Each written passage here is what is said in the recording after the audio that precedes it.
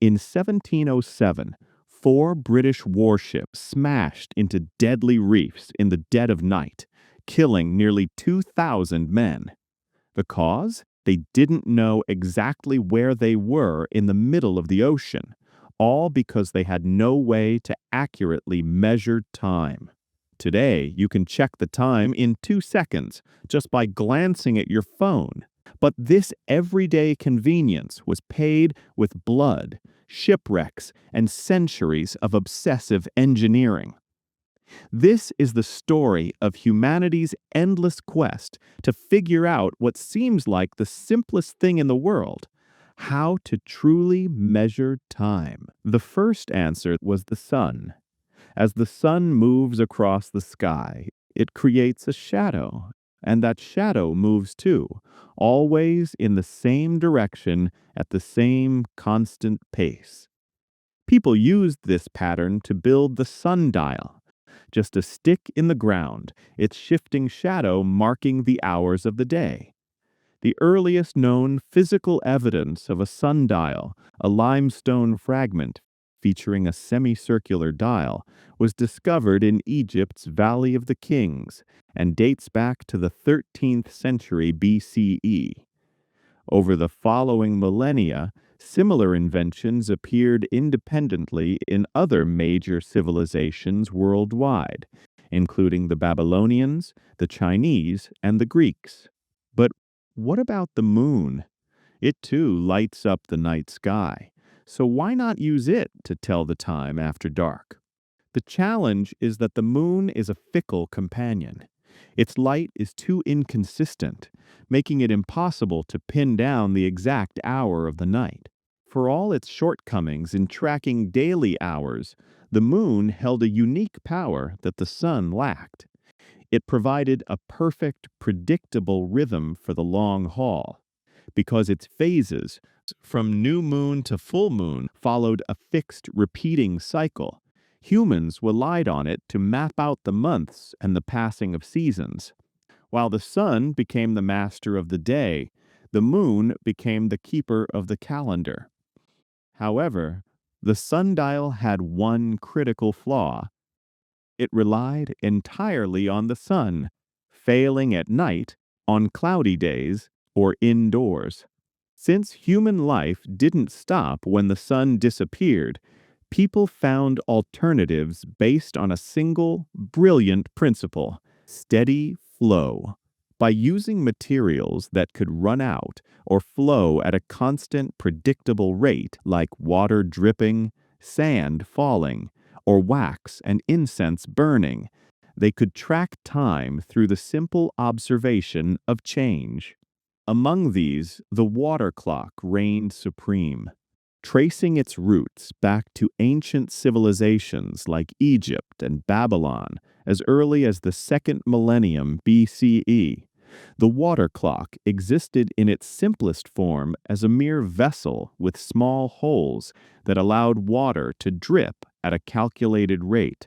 Its design reached a mechanical peak during the 11th century in China, specifically with the monumental water-driven astronomical clock tower completed by Su Song in 1092.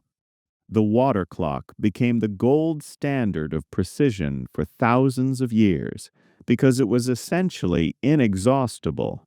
It could be easily refilled. Its influence was widespread. In ancient Egypt, priests used it to track the timing of temple rituals during the night. The Greeks and Romans adopted it to regulate the length of speeches in their courts.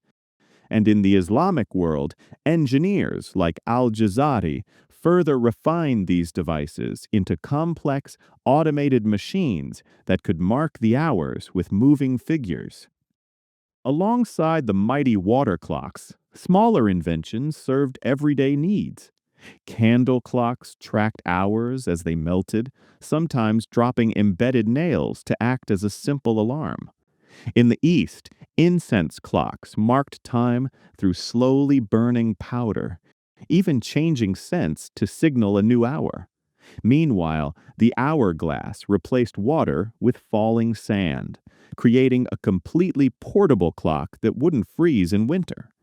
With these clever, everyday inventions, humanity successfully broke its dependence on the sun, gaining the ability to keep time indoors at night. It seemed the problem was solved. Except it wasn't. A new problem quickly appeared. Water didn't always flow at the same speed. The weather, the shape of the container, and even tiny pieces of dirt could change its rate. Candles didn't always burn evenly, and sand didn't always fall the same way either. Each of these clocks depended on too many things people couldn't control. Clearly, something far more reliable was needed. Around the 13th century, inventors responded with a completely different approach: the mechanical clock. Instead of water or sand, a heavy weight slowly fell, and as it fell, it turned a set of gears. There was, however, one immediate challenge. If the weight fell freely, all its energy would be released at once, spinning the gears wildly out of control within seconds. To solve this, engineers invented the escapement. Think of it like a turnstile at a busy train station. Rather than letting a massive crowd rush through all at once, a turnstile catches and releases people one by one, clicking as it spins. The escapement did the exact same thing. It caught and released the clock's energy one tiny gear tooth at a time. This produced the familiar ticking sound and kept the gears moving at a safe, controlled pace. By the 15th century, clockmakers made another breakthrough to this system: the mainspring. By replacing the heavy, falling weights with a tightly wound ribbon of metal, they allowed clocks to shrink from massive tower structures into desktop devices. Throughout the 16th century, these mechanisms became even smaller, evolving into the first portable timepieces that could be worn or carried. Whether powered by a dropping weight or an unwinding spring, these early mechanical clocks were still far from perfect. The escapement had solved the energy problem, but true precision was still out of reach. The issue was that the escapement was merely a slave to its power source. It just reacted to the force it was given. If the weight's pull fluctuated due to friction, or if the spring's tension naturally weakened as it uncoiled, the escapement would speed up or slow down accordingly. As a result, both designs lacked genuine reliability, drifting by up to hours every single day. That changed when a scientist made a surprising observation. In the late 16th century, a young Galileo Galilei observed a swinging lamp in a cathedral. He noticed the lamp swinging back and forth at a remarkably consistent rhythm. This was the reliable, repeating pattern that clockmakers had been searching for. Building on Galileo's insight, a scientist named Christian Huygens used this discovery to build the first practical pendulum clock in 1656. By connecting the pendulum to the escapement, he created a system where the pendulum acted as a constant guide. Instead of letting the escapement run wild under the pull of the weight, the pendulum served as a regulator, forcing the entire mechanism to tick at a uniform, controlled speed. The pendulum delivered a massive leap, bringing clocks from losing huge chunks of time to being off by only a few seconds. Even so, pendulum clocks carried a hidden weakness. A pendulum only swings correctly when the surface beneath it stays almost perfectly still. On a ship at sea, every wave threw it off rhythm, and this was a serious problem because sailors needed exact timekeeping more than almost anyone else. Without it, they couldn't calculate their longitude, meaning their position east or west across the ocean. Long sea voyages became dangerous. Ships could get lost, run out of supplies, or strike rocks no one saw coming. To solve this, clockmakers knew they couldn't rely on a pendulum. They had to turn to spring-driven mechanisms developed centuries earlier. However, the spring-driven clocks back then were not only inaccurate, they simply could not handle the harsh conditions at sea. Temperature shifts would expand or contract their metal components, while saltwater humidity caused rust. Worse still, the primitive oils used to lubricate the gears would thicken in the cold or thin out in the heat, drastically altering friction and throwing the timekeeping completely off. Alongside these challenges, clockmakers made a seemingly logical assumption. To fight the violent rocking of a ship, you needed a massive, heavy machine. For decades, an 18th century clockmaker named John Harrison followed this conventional wisdom. He spent over 20 years building massive, heavy marine chronometers, trying to brute force a solution against the ocean. But the turning point came by pure accident. In 1753, Harrison commissioned a watchmaker named John Jeffreys to build him a standard pocket watch for everyday personal use, asking him to integrate a few of Harrison's own friction and temperature compensating ideas. When Harrison tested the finished watch, he was stunned. This small, wearable accessory was running with astonishing precision that rivaled his massive sea clocks. This revelation triggered a radical change in thinking. Harrison realized that instead of building a giant machine to wrestle with the waves, he needed a compact, fast-beating mechanism whose rapid ticking would simply ignore the slow rolling of the sea. Abandoning his bulky prototypes, Harrison miniaturized his brilliant designs into an oversized pocket watch, culminating in his masterpiece, the H4. In 1761, during a grueling 81-day voyage to Jamaica, it lost just 5 seconds. Harrison hadn't simply built a better clock. He had solved the famous longitude problem and turned precise time into a tool for exploring the entire planet. Still, even the finest mechanical clocks, gears, springs, and pendulums alike, had their limits. Tiny amounts of friction, gradual wear, and shifts in temperature slowly pulled them off pace.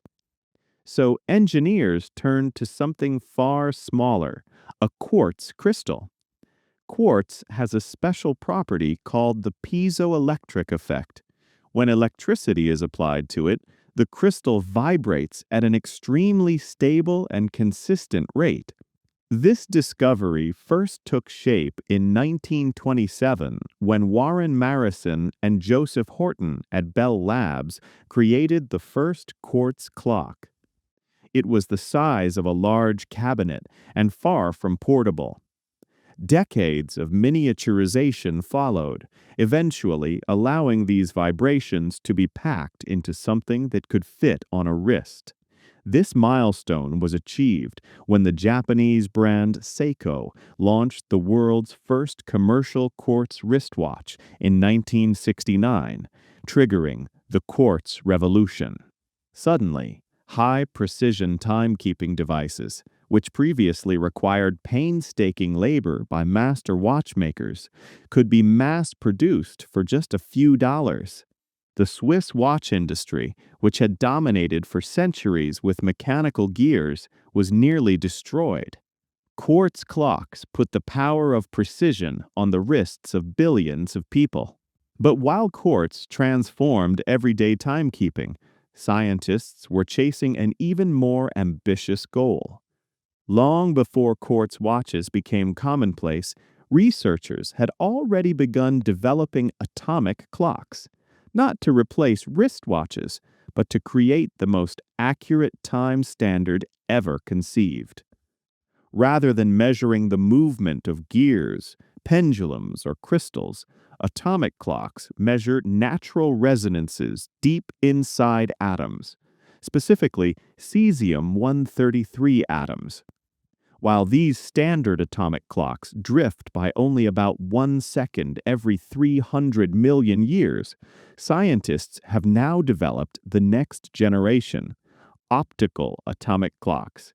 Designed for deep space missions and testing the laws of physics, these next-gen clocks boast an unprecedented accuracy, losing less than 1 second over the entire age of the universe.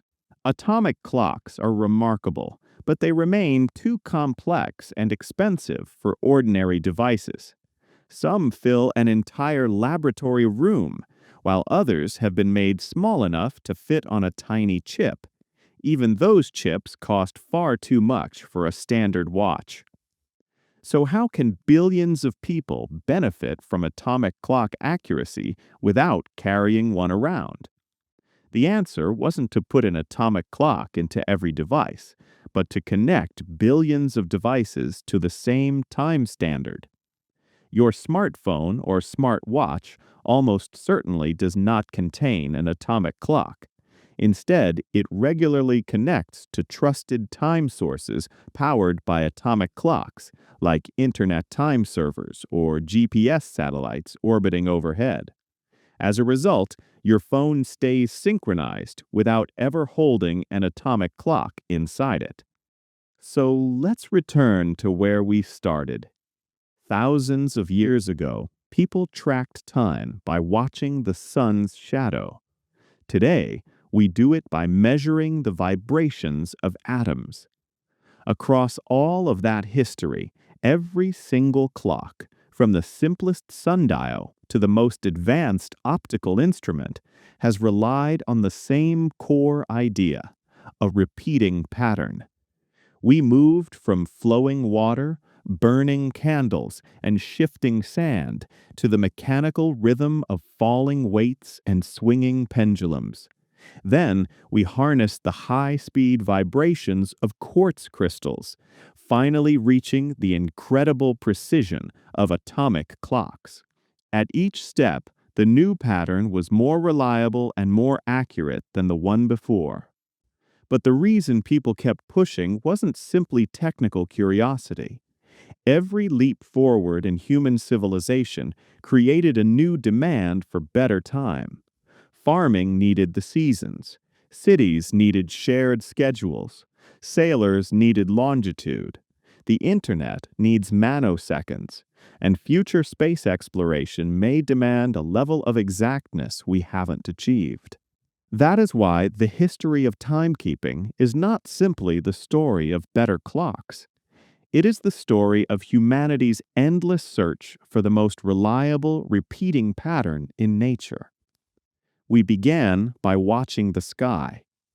In the future, our most precise clocks may guide us back to it, revealing the subtle pull of gravity, testing the laws of physics, and carrying us deeper into space than we have ever gone before.